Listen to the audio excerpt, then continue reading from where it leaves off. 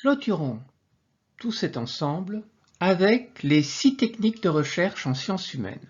Donc en fait, quels sont les moyens dont nous disposons pour aller collecter des données? 1. L'observation en situation. Donc l'observation est importante. Qu'est-ce que c'est? Observer des individus ou des groupes dans leur environnement naturel pour recueillir des informations qualitatives ou quantitatives. Exemple, comment une famille interagit lors d'un repas pour évaluer les dynamiques familiales. Pour les travailleurs sociaux, ça permet d'observer comment, par exemple, dans un autre registre, les jeunes interagissent avec les réseaux sociaux pour noter des comportements spécifiques. Alors, on peut aussi utiliser les entrevues ou entretiens de recherche. Qu'est-ce que c'est?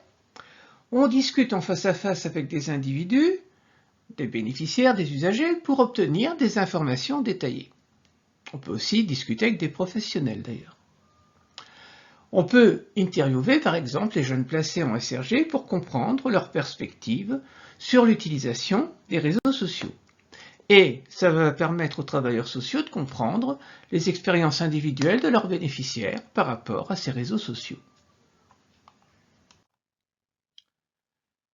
Utilisation de questionnaires ou de sondages. Qu'est-ce que c'est? C'est recueillir des informations de manière systématique à partir de questions prédéfinies. Donc, comme la question cadre les choses, on ne se disperse pas.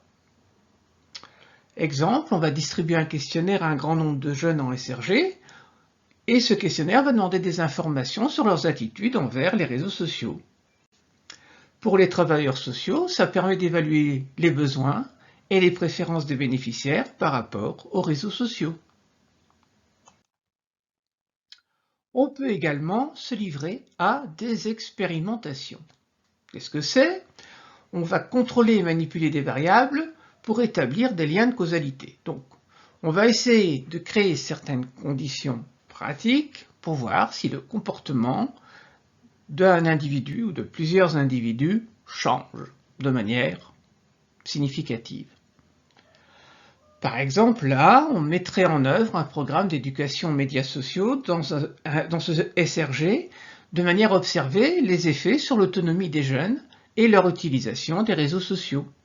Et pour les travailleurs sociaux, ça permettrait de tester l'efficacité de différents types d'interventions pour améliorer l'utilisation des réseaux sociaux ou pour diminuer la dépendance. Donc, tiens, est-ce que le mentorat est plus efficace que les campagnes de sensibilisation? Est-ce que certains types d'ateliers éducatifs en forme à utiliser les réseaux sociaux ne seraient pas plus productifs que le mentorat, etc., etc.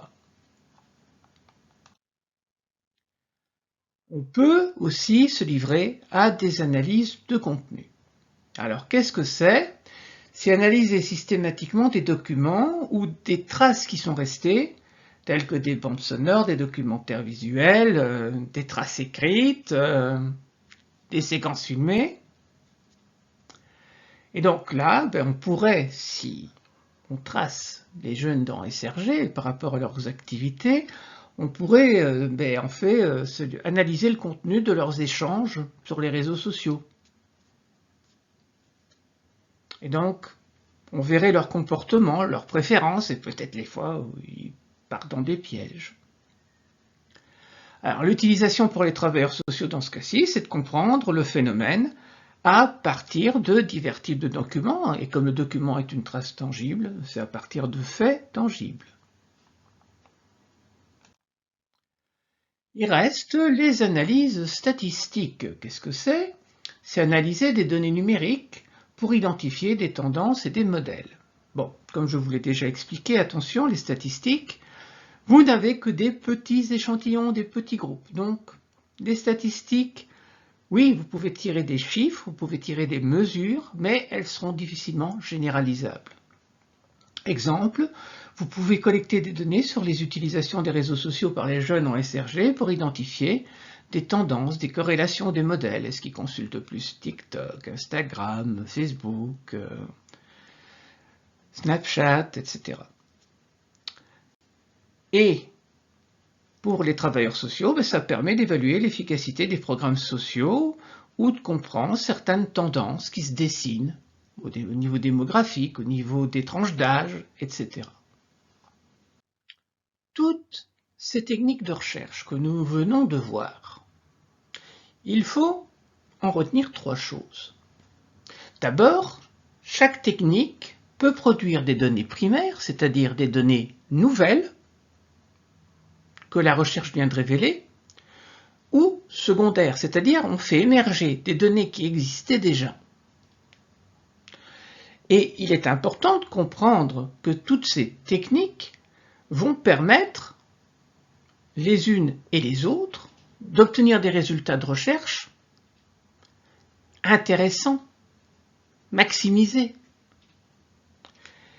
Ces techniques, ce n'est pas parce que j'en utilise une que l'autre est exclue.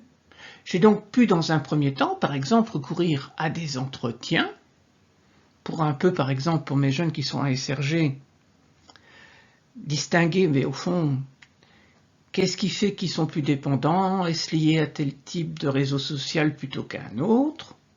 Et puis, je peux, sur base de ça, préparer un questionnaire qui sera adapté et qui va permettre de relever en fait, des choses qui avaient été révélées par les entretiens préalables. Donc, les techniques ne s'excluent pas mutuellement. Il est même intéressant de les combiner. Et quand vous avez bien utilisé les techniques, eh bien, vous allez comprendre beaucoup plus aisément quels sont les besoins des bénéficiaires qu'il est nécessaire de remplir. Que vous reste-t-il à faire? Eh bien, pardi, utilisez ces techniques pour récolter des données. Réfléchissez à, dans votre pratique, ce que vous allez mettre en place aussi au niveau de la collecte des données. C'est fondamental. Bonne recherche, bonne réflexion.